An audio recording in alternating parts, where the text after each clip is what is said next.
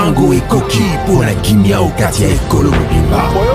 Tous derrière nos forces armées, gagnons la paix. Et oui, la paix se gagne. La paix à tout prix.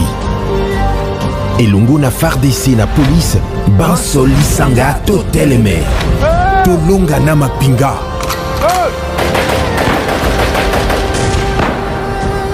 Bendele Kouyate.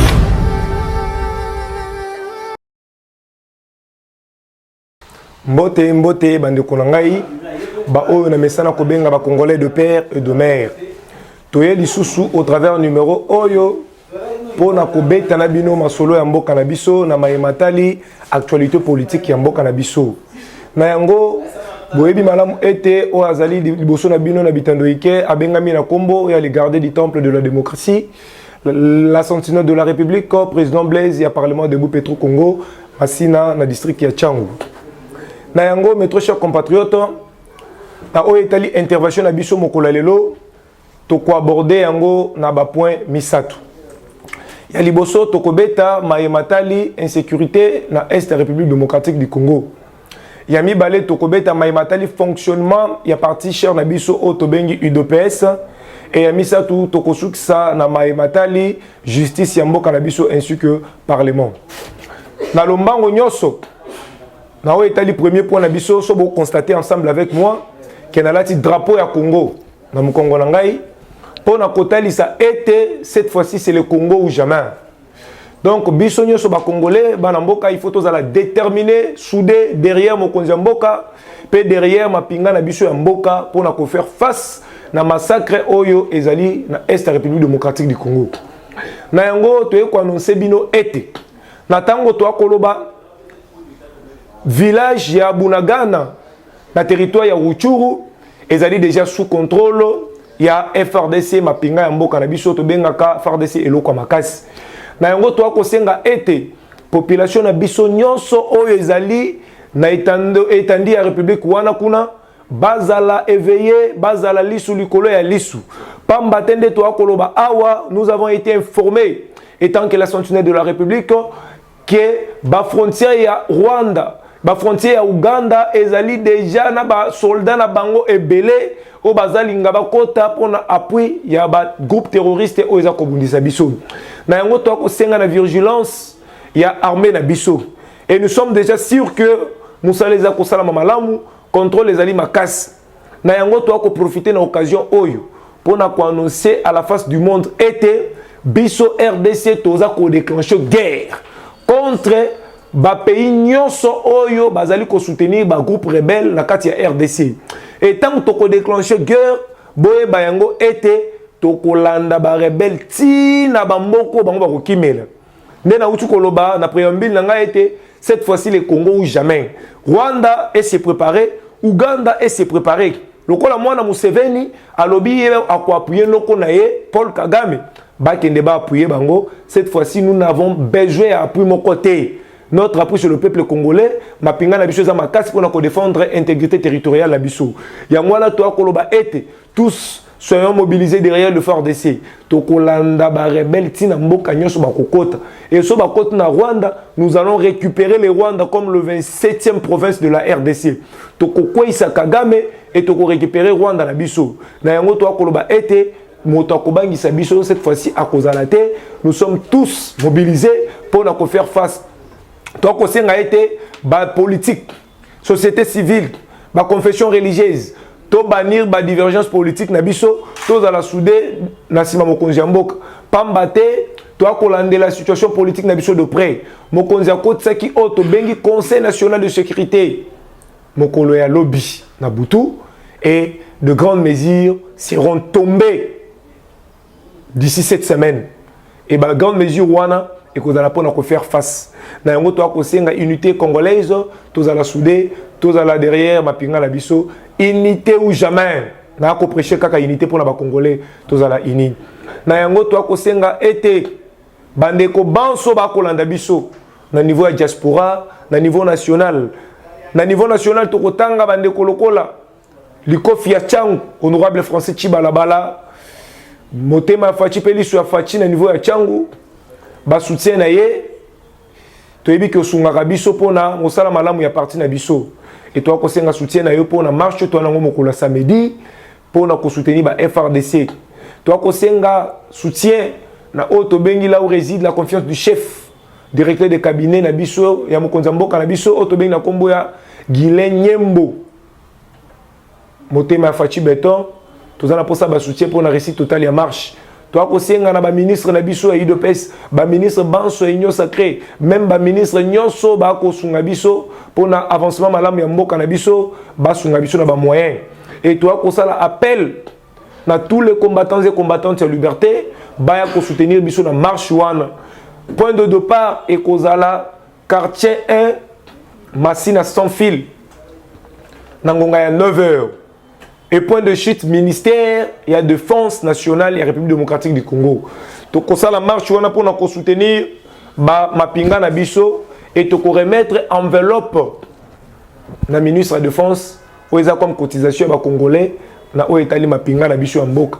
Na yango to ko senga na bandi kwa diaspora o ba eza na posa ko sunga biso boko benga biso na numéro to ko tchela bino wana o to bengi na kombo plus 243 81 34 34 671. Si vous contactez Bisso, na bao bazana niveau national, MPC na biso est disponible. Beaucoup y envoyer Bisso, bobengi Bisso, bo signifier Bisso pour la réussite totale ya marche wana.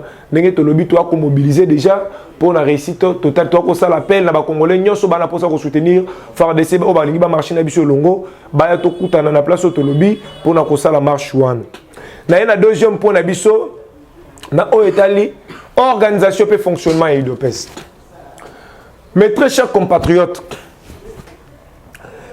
il faut qu'on ait la Syrie pour nous ça ma précision de taille. Nga on a kolobela bino na bengami na kombo la sentinelle de la République, le gardien du temple de la démocratie. Le tout dernier, moi na munke oyo Etienne Tshisekedi a bénissé qui avant qu'il ne recouffe. Aïb Sangel Lobamoko petit, j'apprécie ton courage et reste là pour défendre le parti. Yangwana na ngine koloba ete nazana mandat spécial ya Etienne Tshisekedi wa Mulumba. Oyo kotika la kolongwa te. Ya tikinga na balabala pour na ko défendre mboka. Bino boke na bureau climatisé, boke na ba bureau privé na bino botie na bangalema. Et na ye koyebisa bino ete UDPS eza ko marcher malamu te. Notre parti UDPS eza ko fonctionner ndenge Etienne Tshisekedi atika yango te. Pamba te ba dongolo mbiso ba tout mal intentionné ba komema parti na libulu. À l'occurrence, il y a Augustin Kabouya au hasard actuel secrétaire général illégalement placé et UDPS a détruit UDPS. Et moi étant que la sentinelle de la République, je veux faire face na et il va le libérer, il va rendre le tablier, il va laisser le parti na ba vrai ban na UDPS. Na yango lelo na ko démontrer les bino noir sur blanc mais gestion au sein de l'UDPS. Il y a liboso na ko bandana secteur o ngamoko na za na kat auto bengi secteur il y a pas parlementaire debout. Parce que nazali moko ba président et ba parlement debout. Monsieur Augustin Kabouya a une politique il a divisé pour mieux régner. C'est-à-dire il est venu d'abord nous diviser nous parlementaires debout. Azana plus de 8 collectifs ont créé au sein de la parlementaire debout. Collectif à l'Isanga, le président Basangana. Oui, plus de 8. Oyo a créé, pourtant, il y a un ça quand on va télémélier, quand il faut défendre. Azana Bapi Petit a débauché dans le parlement debout. Oyo a tambou Isaka auprès de l'autorité, en boka qui ne un bon. Nazana ba précision, il y a Makambo dans Koloba. Et puis, moi, je ne suis pas étonné parce que je me souviens dans le langage naïe, tant que tu bengani Kaboun, parce que tu bengani Kaboun des abissous. On comprend? Je suis parmi les gens qui ont été contactés pour ne pas Jean-Marc Kaboun dans la réunion à parlementaire debout avant de parler naïe, on a payé ça $5 000. Bazoua $120, 100 $. Moi, je n'étais pas parti, mais j'ai été contacté. Dans le bas, je ne peux pas trahir l'UDPS au profit à un individu. Et sortie médiatique, il y a Liboso, il y a Augustin Kabouya comme secrétaire général à l'UDPS, n'a de part, il y a Kabounda. Il avait dit et il nous avait assuré il ne peut pas trahir Jean-Marc Kabounda. Comme Alobaka a trahi Jean-Marc Kaboundou, nous avons l'impression qu'il est venu faire la continuité et destruction de Jean-Marc Kaboundou au sein de l'UDPS.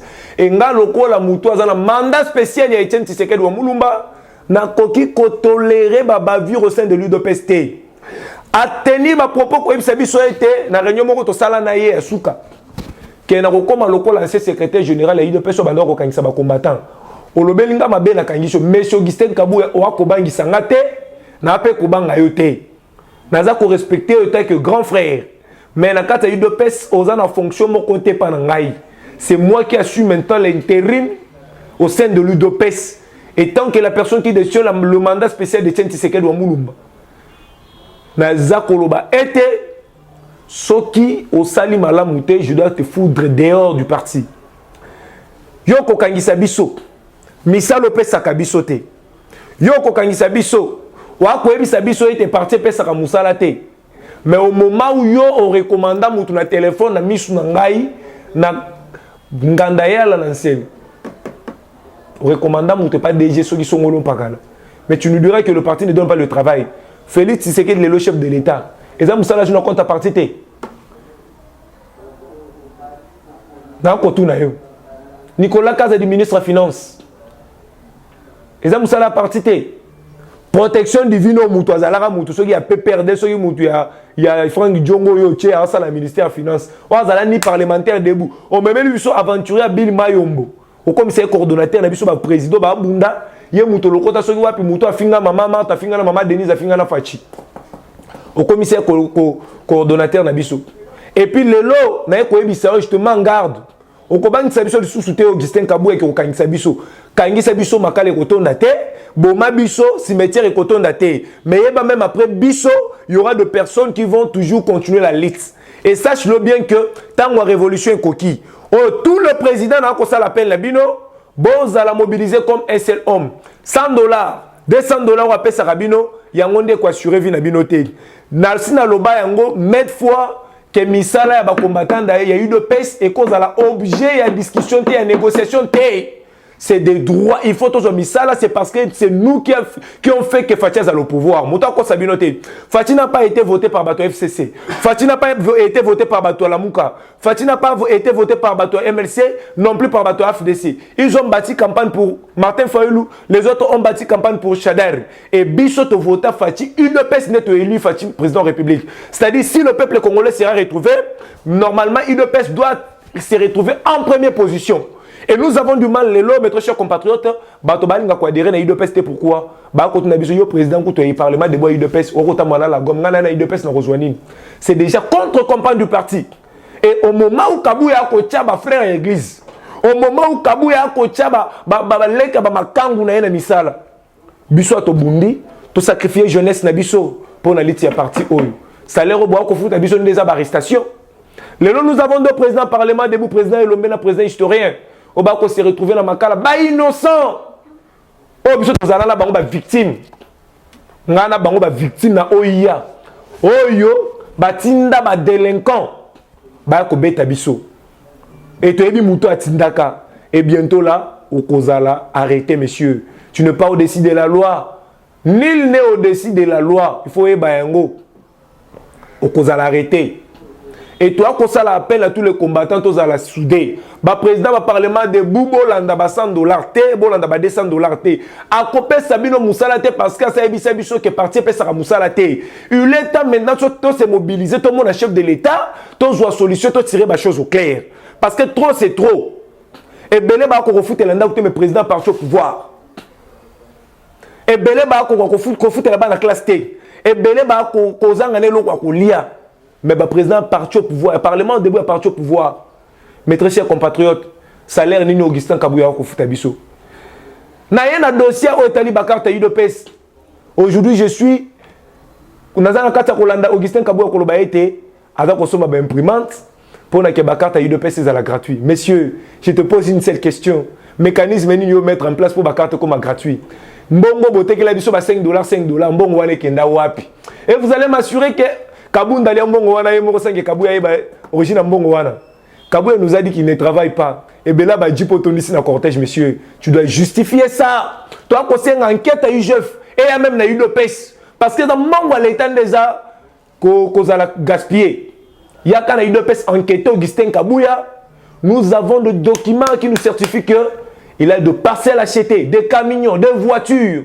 Oh, il faut justifier origine en haut. Il y a le bi à Salakate, il n'a pas payé, il n'a pas un salaire. Il va nous dire, Mitukawana Somba Zumbongo Wapi, et bien au hasard qu'on détenu actuellement, on a une preuve, on a joué en Wapi. Mbongo wana nyoso, a zoko tia la poche, a repé sa biso pate l'autre côté, mais ça la paix sera bisoté. Il doit se vivre. Il faut boyer ba été, ndenge toza awa, toza déterminé. Makambo nyoso, mais c'est Kabouya au sein de l'UDPS, nous sommes au courant. Oye, au créé sous collectif à la présidence cellulaire. Pour une seule mission, au bas président parlement de trahir, to trahir yo pesa bisonine. On s'allait la bisonine pour trop trahir yo. Yo faut bisa biso. Au lobby on sont imprimante na mbo no poto sala, ba drapeau à parti, ba polo à parti. Nous sommes les seuls partis au pouvoir à monde où ils attendent un drapeau et ils attendent un drapeau té. Où ils attendent un polo à parti té. Donc on na Sony RDC tout le monde là ta polo ya MP là na yangonde to akoloba to akoyeba te nani yango aza secrétaire général adjoint na UDPS monsieur oyo otobengi na kombo Augustin Kabouya asakampara na ba fonction nyoso c'est un usurpateur de fonction. Depuis qu'il a la tête de l'UDPS, Boy Bissanga, secrétaire général, chargé à Boy. Tu as abonné la combo, mais tu as la information sur Bango. Porte-parole à partir de Zalaraté, chargé à finance, Azate, secrétaire général adjoint. Même Moutoukata et Ketch à $3,000 Azate. Misuba ko fouté là. Rapporteur Oya Noma Simoka Lenga, avant d'arraner côté Moko. Azora Moto à 3 pinetti les loups. Mais tu as la cortège à Badjib Kolgana, Premier ministre. Et c'est vraiment aberrant. Et ça, il doit pas s'auto-préchater. Et ça, il doit pas s'en sacrifier jeunesse dans la tête pour la bundela. Monsieur, tu as détruit l'UDPS. Et je ne suis pas surpris parce que, vous avez vu que, vous voyez, vous avez eu l'UDPS pour l'intérêt. Vous avez la mission pour l'UDPS. Il est temps, je vois le dossier dans Hollanda, Kabundu, qui continue la décision finale. L'UDPS, cette fois-ci ou rien, doit être juré par fils digne à parti. Nous devons recourir à l'ancien UDPS Oyo Bengana. Vous êtes complexé. Vous êtes partout sur Bengana, vous êtes tous les qu'est-ce que ces enfants-là connaissent de l'UDPS? De côté, M. Kabouya. Tu ne vas pas nous faire peur. Toi, et je te dis, je t'assure, au Kangisinga, le lobby na bimi. Je pèse mes mots. Vous avez dessin de côté. À toi, Kangisinga na kobima. Au Kangisinga biso lisouté. Kangisinga biso ba combattant nyoso. Si l'Isabiso et si la raka ido pesa ngozo ngo kareko maraya yo. D'abord tu es frère Abraham, ba frère Abraham ba ça la politique, tu n'as pas tout quoi ça. Yango, tu es incompétent. Na ba secrétaire même Kabunda gérer ido pesa ko le kayo. Je te dis. So Kabunda de l'autre traiter le roi Ndoki, yo zali souffert. Plus que Kabunda, malin. Muto mutema 15e, mutema mabe. T'as une mission na yo ça na on a ido pesa. Tu es venu ici pour détruire le pèse pour combattre combattant le bito bamba Fatima Banga, c'est ça ta mission. Et tu ressens nous sommes au courant que c'est toi qui détruis le parti. Ok, donc quand chef de l'État, il y a des conseillers au Konzambo Gaba ko Sangai était biso à tozo na misala batu nyomba chaque jour à batu de pèse. Nous taille de pèse ni otini na musala. Solo na baba secrétaire général na yo balandi yo baba chômeur. Bato yo ki otini na musala baba nani. Tu dois justifier les emplois au sein de l'UDPS. Tu dois justifier M. Kabouya. Tu vas pas nous faire peur. Cette fois-ci, nous devons sauver l'UDPS. C'est pour cela que je fais appel à tout le président et président de l'UDPS d'être mobilisés, que nous nous prenons en charge, comme ainsi dit le fait Etienne Tshisekedi Wamulumba. Il nous a dit de nous prendre en charge parce qu'il y a que parti Tikalina va tenter, bateau va battre de l'autre côté. Il est temps de sauver l'UDPS. Il est temps de sauver l'UDPS. Na kota la UDPS na raisonner le Etienne Tshisekedi Wamulumba na kolela. Kabouya tike la biso parti na biso pardon o so jumbongo belé ozala ba mitu ke belé tike la biso parti to girango biso moko ba président boa ko trahir biso baninga na bilo ba président. Nous sommes au courant. Il y a déjà une équipe qui est mise en place pour détecter ba président ba côté les melabango et puis qu'on leva ka bango yebelo ko sala ngai o sala moninga pe ba ko sala bango o la peso musala ya pesa ko mbongo po yo trahir baninga na c'est la honte. À cause de bino ba marche pied naie. Musala na UDPS, ils allaient objet de discussion té. Ils allaient objet il y a négociation té, c'est des droits. Nous avons combattu pour être au pouvoir. et nous sommes au pouvoir, nous devons maintenant manger le fruit du pouvoir. Mouton intimidé bisoté. Mouton intimidé bisoté. N'a rechuté pour nous démontrer été. Mais si Augustin Kabouya, au lieu à redynamiser parti, avant de pour na ko sala ba futilité, ko kende ko landa ngobila, ko kende ko zoba mbongo pa ngobila, ko kende ko zoba to recommander pa ngobila tia na misala. Et na yo ngobila. Yeba da to cheli bino je koko wana. Yo asi je koko ene sengwa. Yeba zo to kweiso élection gouverneur ezalate. Peka ba député ba olia mbongo lande ba kweisa. 33 députés no ya dynamique ngobila nde ba kweisa. Et yo na Kabouya boye ba sort na bino parce que UGF na ko sala appel papa Gilles Alengete kota na gestion UDPS yaka coalitionné exécutif à UDPS mitu keleke belé comme ça la vertige na lupango ko kali susu te mitu ke combien belé balan crise wana za combien eza 8 4 ya pembe na 4 ba couleur moko mususu ça ko compter ba jeep noir nous sommes pour les gars président république na ba jeep Fatim toi président yo leke na ba jeep au lieu se contenter rejoindre parti ozawana na ba futilité pour na ko luka ko tia ba diabo na kata parti to beba na biso intérêt na wezani c'était le temps oyo vando lexa air ezaki temps oyo ko marcher na ba province nyonso pa Fatia zwaka te na élection 2018 ko kende ko redynamiser ko kende ko prêcher Fati pour qu'en 2023 tozala la majorité moko écrasante. Toi tu crois que même yata yo postulé ba voter eza soni pona yo monsieur Kabouya tu n'as qu'à rendre l'établier que l'élection parti n'a tout évolué na yango malamu na o etali troisième point na biso na etali justice pe matali parlement to ko sabino été bauti konomé par mokonza mboka 3 juges constitutionnels depuis mokola lobby il faut ba combler si so batikalaki pour na ko atteindre quorum o ya 9 juges.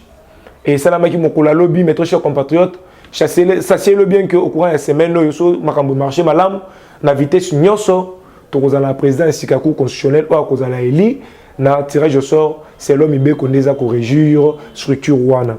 Na o est allé dossier François Béa. François Béa sera encore de nouveau devant haute cour militaire, mokolo ya vendredi, le 17, pour nous la juger parce qu'elle n'a pas quoi ça mokonzi mboka.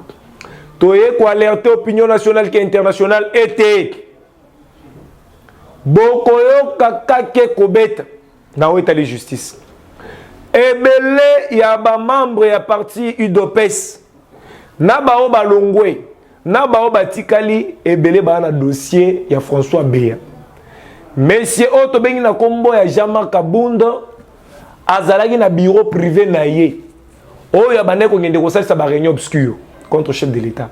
Ce qui est bengi, bobenga acharnement politique te. Et encore mais c'est mususu. Wa ko mi benga soki mwana bute na ebite mwana bute na mama nini. Ba ko za la cité. Et tant ba ko za la cité, le roi ba la charité bien ordonnée commence par soi-même. To banda ko kanga na IDPS. Et botant to ko malibanda bokoyo kande makambo. Et na o etali dossier bukanga lonzo ba uti ko komela ambassade ya États-Unis d'Amérique na République démocratique du Congo va transmettre correspondance ou na libanda pour une évacuation rapide ya mata tampone pour répondre na ba acte na parce que na CE Salama qui le 13 lundi Patrice Kitebi comme co-auteur il était présent Mondele Afrique du Sud wana Globert avec présent kaka mata tanda zalaité ba pesi remise il y a 2 semaines pour na keba se préparer pour na bon déroulement ya dossier wana. Et na cogité na Itali parlement na sepeli na acte oyo ba député na biso basali na kosenge sala ma même na ce niveau à Sénat ba député ba mobiliser plus de $200,000 au soutien à FRDC. Ezali acte moko salvateur et louable to pesi bino mbote mingi pour na sens patriotisme. Toi kosenge suka na Assemblée nationale te ba ministre ba DG Sénat UGF toutes les institutions de la République démocratique du Congo, ba musiciens, ba footballeurs, yangona ko sepela na mwana mboka Jackson Moleka, joueur na biso ya TP Mazembe, na makambo asali mbongo abimisi, et puis Fali Poupa, musicien na biso, to ko senga ba jibe bola la te, ba wera bo se lever, bo tchate muke na bino, biso pe ba parlementaire de bo Kabouya ebisa biso ke to sala te parce que to tanga te, ba 1000 fois na biso to cotiser kaka le roi to sala te pour nous soutenir ba FRDC. ata 1000 fois na ngai mawanala lanzala mais na ko contribuer pour na ba FRDC yango to ko senga na ba diaspora bo contacter biso ebele bo cotiser pour na été to ça la marche na biso to kende kotika pe contribution na biso. Que vive la République démocratique du Congo, que vive le président de la République, que vive l'UDPS. Je vous remercie. Ndengue na utu koloba, c'est votre humble serviteur, le gardeur du temple de la démocratie. Na bandel pour la toute dernière fois numéro nangai pour me contacter plus 243 81 34 34 671 Nzamba bakoko azala na biso.